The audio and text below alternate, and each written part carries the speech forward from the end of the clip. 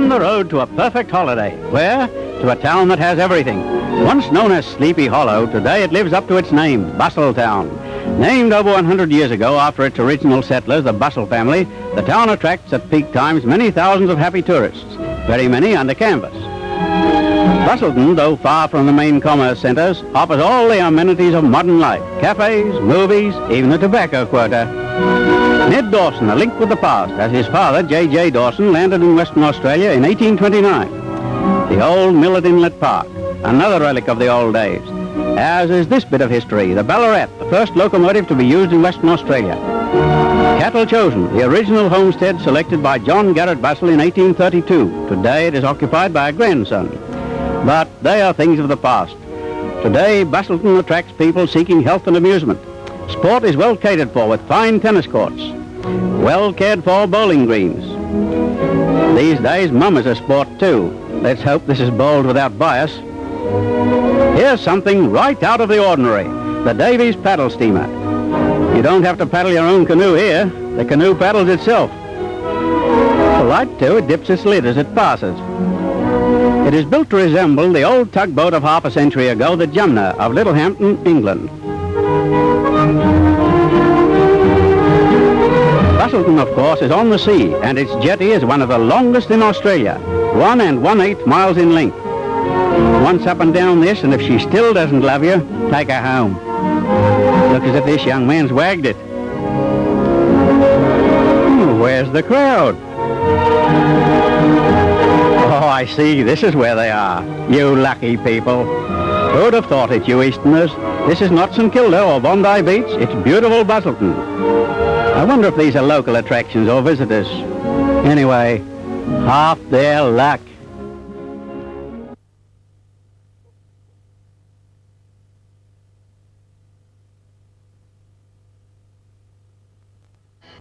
The Royal Freshwater Bay Yacht Club of Perth prepares for its most ambitious adventure, a cruise to Bunbury.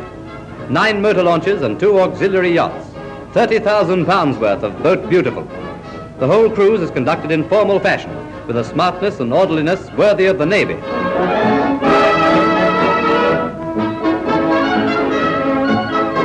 But below decks, the jolly sailors forget formality and devote themselves to stowing away.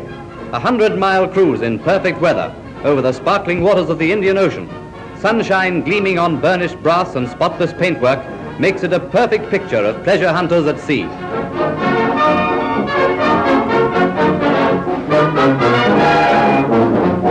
West Australians take sea sport seriously, and some of the finest boats in the Commonwealth are found in the West. It seems they know how to run them too, for this cruise is conducted on ship-shaped lines with special signals and all. And when they sail into Bunbury Harbour to be entertained by local yachtsmen, the Commodore expects every man to do his duty. Down with the hook, and with the push hook too. Some sea sport is part of the program, and there's something nice in sharks.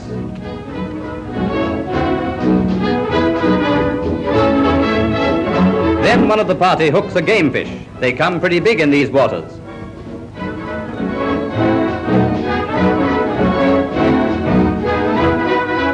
Well, well, quite a nice haul. And now, mind your toes. Crab catching is easy on this beach, and though they're not big, they're delicious. The visiting yachtsmen look forward to a real Bunbury treat. Then, of course, there's the social side of things. A garden party at the home of Mr. G.E. Redding, Commodore of the Bunbury Yacht Club. Hosts and guests swap salty tales in true sailor style, and the ladies find it warm but pleasant. Mr. and Mrs. Redding welcome Mr. Glaskin, commander of the visiting fleet.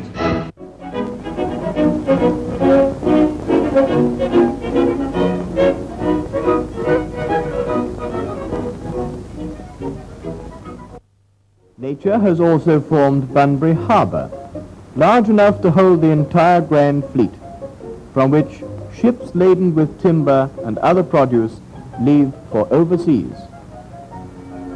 Hardwood timbers from the cool forests of Jarrah and Carey.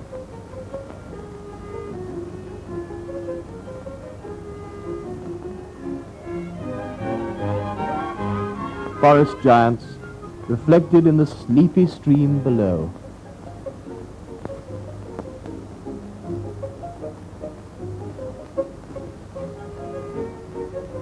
Did I say sleepy? Well, Here's a job you can't go to sleep on. Sleeper cutting for the railways.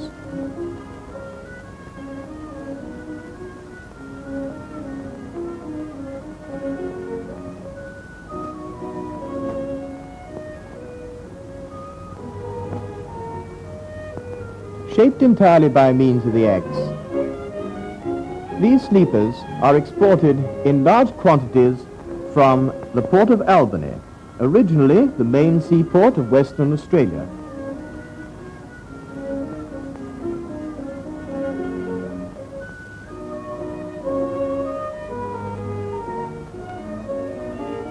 The town of Albany nestles between the twin hills of Mount Clarence and Mount Melville, overlooking Princess Royal Harbour.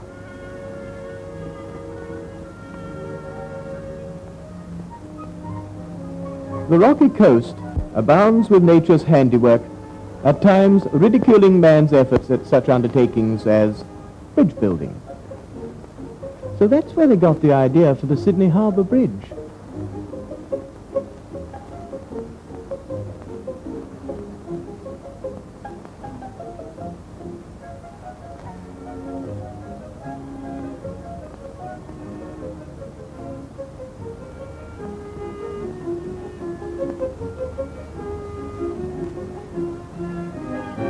From the rugged, storm-hewn coast, it's but a short distance to the placid calm of the Calgon River, winding its way in and out of the countryside, forming pools of reflection, nature's mirrors.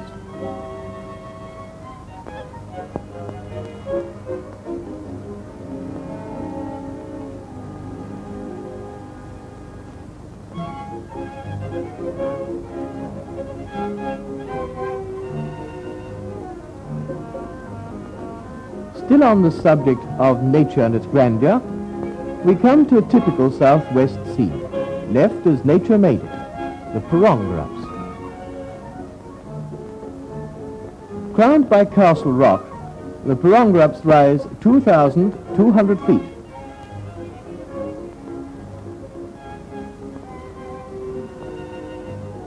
But not so high as the Stirling Ranges, the backbone of Western Australian grazing country for merino sheep, the backbone of rural industry.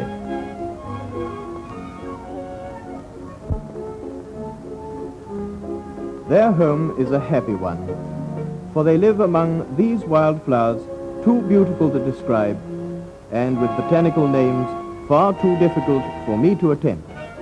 So we'll say goodbye to the fragrance of the sunny southwest.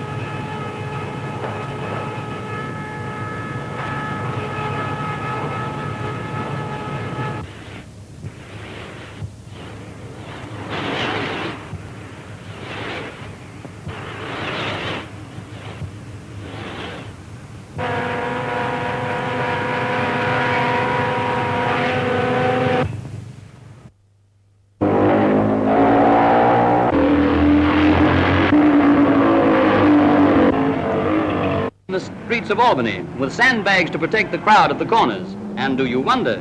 Some Westerners want to secede, but they all want to see speed, and there they have it.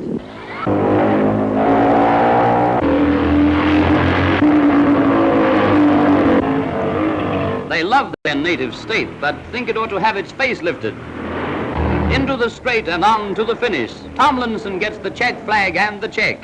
Laurels for you, Lively.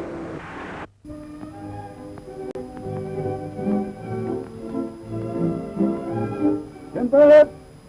Next to food, the most sought-after commodity in the world is timber, and key workers in the industry are fallers. To stimulate production of timber for urgent housing, the Commonwealth Government starts a reconstruction training camp at Margaret River in Western Australia for ex-servicemen who wish to become expert fallers. Saw sharpening, the care of tools is learnt by all good tradesmen. And this is just a little underhand work on a bridger. You have to be more than broad in back to do a good job here. Soon he'll be doing it like this.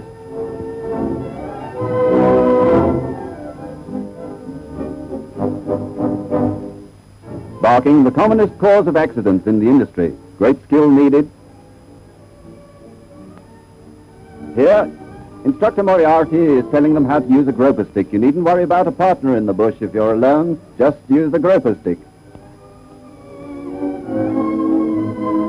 Softwoods are most important, and real money spinners. We could grow more of them.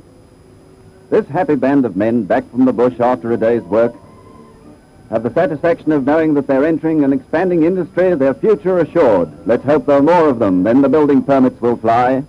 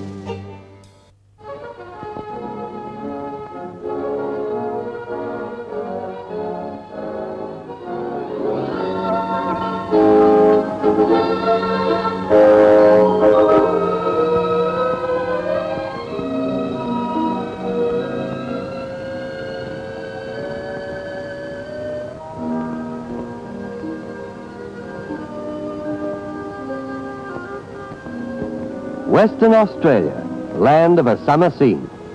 The birds and the beasts greet the pageantry of dawn. and fair pastures become alive with morning sweetness. Nature's delicate balance lies undisturbed in centuries of time. A fauna quite unique, the emu and the western grey kangaroo. Sprightly and adaptable, complete masters of their environment.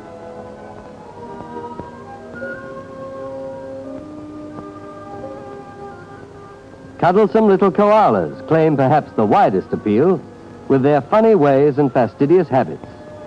The wealth of Western Australia lies not in its cities, but beyond, in the vast open grassy plains. An adventure in holiday interest awaits the visitor to the southwest, in the kingdom of the Carry.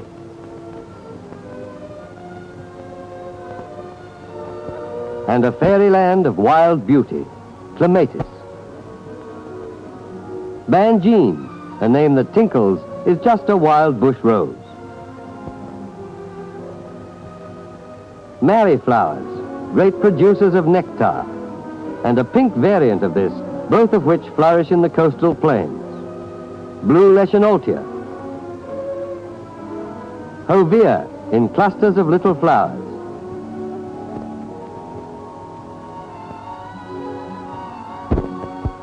Most unusual and distinctive, the kangaroo paw is native to Western Australia.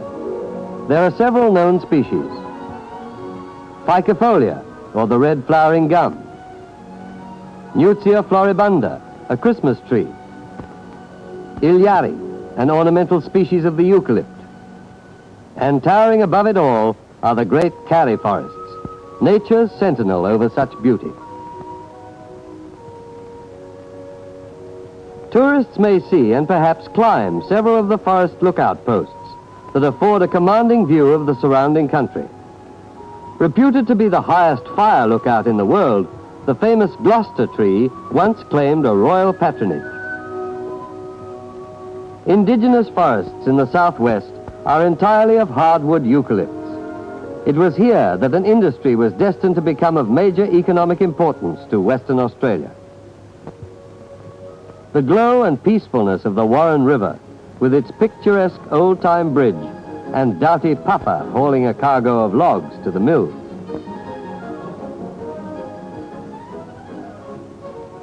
A fascinating drive through valleys of Jarrah and Carry brings one to the national parks at Pemberton. Interest always centers on the trout hatcheries. The first successful planting of fry in the streams of the southwest came from holding ponds. Specimens of the brown trout and rainbow disport themselves with lively activity. Trout and English perch were acclimatized here many years ago. Today, good sport awaits the brotherhood inspired by Isaac Walton in the many quiet waters that afford excellent fishing conditions.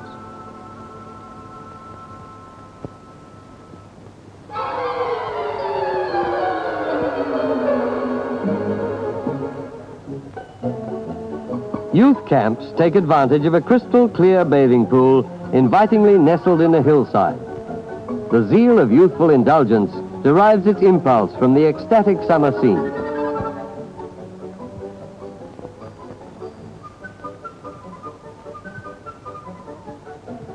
In a delightful garden setting is Fonte's Pool, a picturesque stage for water carnivals that are featured at this time of year.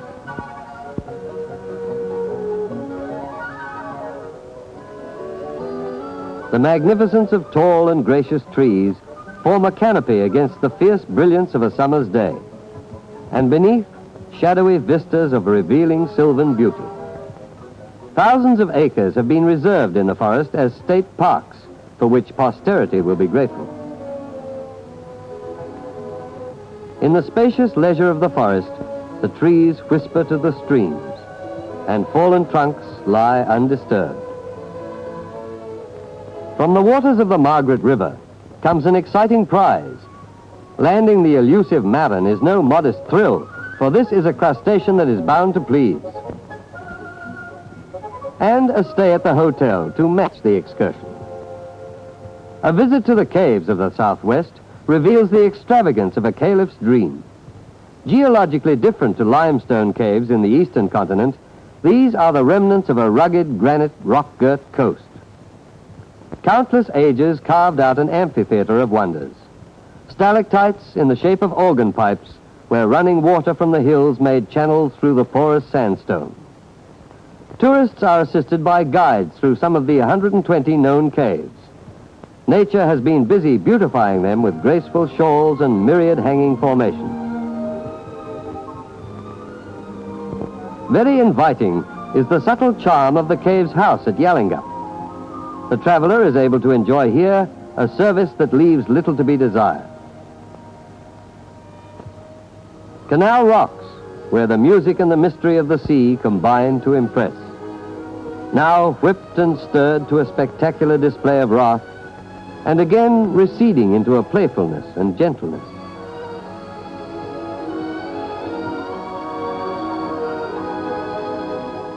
Spring water gushes forth on the sands of Cape Lewin, where a water wheel once toiled hard. Holiday activity on the river at Denmark that flows into a secluded inlet. A paradise for boating, seemingly fashioned with a touch of nature's genius. The very freshness of activity on the water is both exciting and exhilarating, and makes for a holiday that can be most absorbing fun.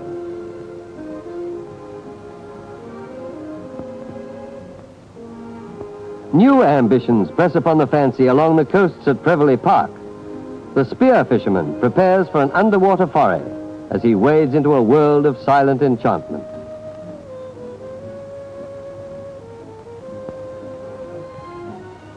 Two little charmers greet him as he emerges from a marine encounter.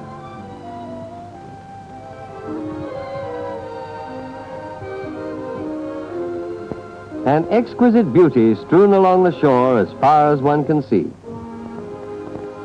Augusta exhibits the fun of yet another summer playground, lively and joyous, in a mood to captivate and please. And there is delight, too, for the family. Mum, Dad, and the children casting a line from the shore. Bunkers Bay quite captures the painter's art. Natural beauty revels here in an assortment of unusual contrasts. On the sheltered coast of Geograph Bay is a safe and beautiful ocean beach. Holiday cottages and camping grounds beneath the peppermint trees blend with the gaiety of a typical summer scene. Siesta Park brims with a holiday spirit.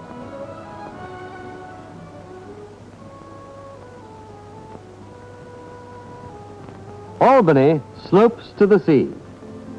Mountain peaks and a placid, almost landlocked harbor make this picturesque resort a most pleasurable discovery. Early settlement goes back a century. Forever youthful, with a climate akin to that of England. Visitors from every clime will revel in the attractions of Bunbury. Pleasing in aspect are the centenary gardens commemorating pioneer days. Bunbury now turns on the light touch of an immensely popular coastal rendezvous for all who seek a vacation in season and out. One steps ashore from a run down the estuary to seek the pleasure of informal hospitality.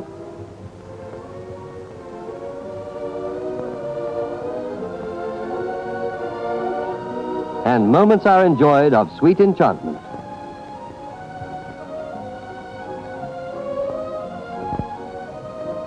Characteristic of the outdoor entertainment is an open dance floor on the water's edge.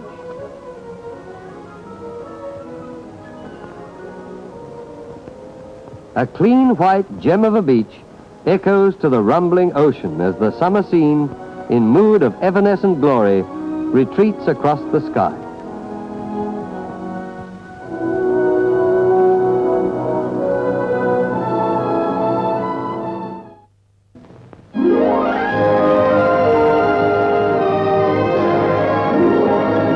On the extreme southwestern tip of Australia, Albany, on the magnificent Princess Royal Harbour and overlooking the spacious waters of King George Sound. Albany, with a population of about 11,000, is rich in the history of Australia's pioneers, and today is busily expanding its business and tourist potential. It possesses one of the biggest, deepest and most sheltered ports in the world, where whaling, the oldest industry hereabouts, is still carried on at Frenchman's Bay. Established in 1924, the woolen mills conduct a big export trade with the eastern states. The town was first established in 1826 as an outpost of New South Wales and was at first briefly called Frederickstown. 2 years later, Western Australia was declared a separate colony. There are many reminders of the past, and the architecture in Albany's older buildings reflects the tenacious spirit of the pioneers. St. John's, the oldest consecrated church in the West, is in many respects a replica of a typical village church of England. It is not uncommon for young couples to travel long distances to be married in St. John's as their parents were before them. One of Albany's most significant links with more recent history is the memorial Apex Drive to nearby Mount Clarence. Here among the quiet trees rest tributes to gallant soldiers who died in World War I. On the day of our visit, all roads lead to Albany and to the summit of Mount Clarence.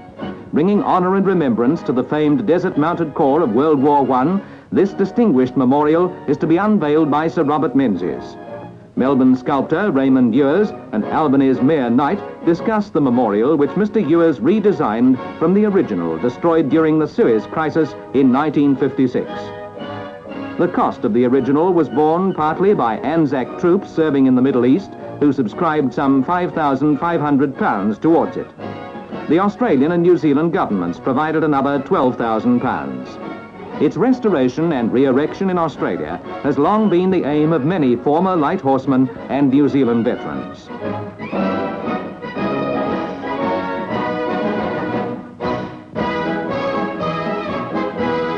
The Prime Minister inspects a guard of honour of old soldiers.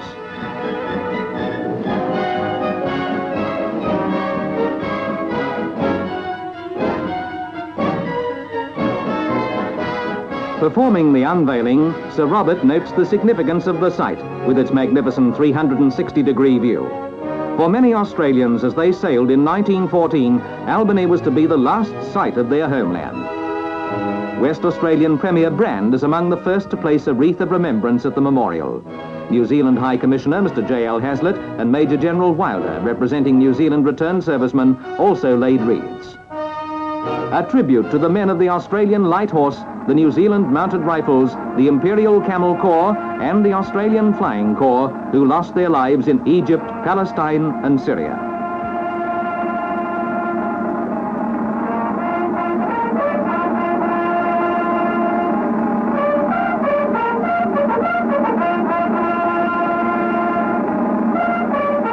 The Anzac Light Horse Memorial, a proud and dignified work depicting an Australian trooper going to the aid of a New Zealander whose horse has been wounded. A sincere expression of the Anzac Code. Albany honours the spirit of comradeship which began at Gallipoli. Now, from the very serious world of news to a report to warm your heart. It's about a cat's remarkable trip all the way from Armidale on the outskirts of Perth to Albany. That's almost 400 kilometres, a very, very long way, even for a super cat. I'm on my way from misery to happiness to be. Come along, Ebony. Meet Ebony, the marathon cat that could give Deke a run for his money. The purring pet is licking her paws today after a gruelling trek that would leave most humans a physical wreck. I couldn't believe it. Ebony went missing from her hills home in Armidale just after Easter. 5.5 weeks later, she turned up at the doorstep of her owner's mother in Albany. She'd been there before, but only by car. This time, as far as we know, it was all done on her own 4 feet. We figured out that she was having to walk, 15 kilometres a day? But I would walk 500 miles and I would walk 500 more. Oh, if she could talk, what a story she could tell. A story that's likely to include crossing horrible highways, fending off foxes and bashing through the bush. So it is an amazing feat, definitely. So she's going to be well petted and pampered for the rest of her life. And never go back to Perth again unless she walks back. Monica Koss, 7 Nightly News.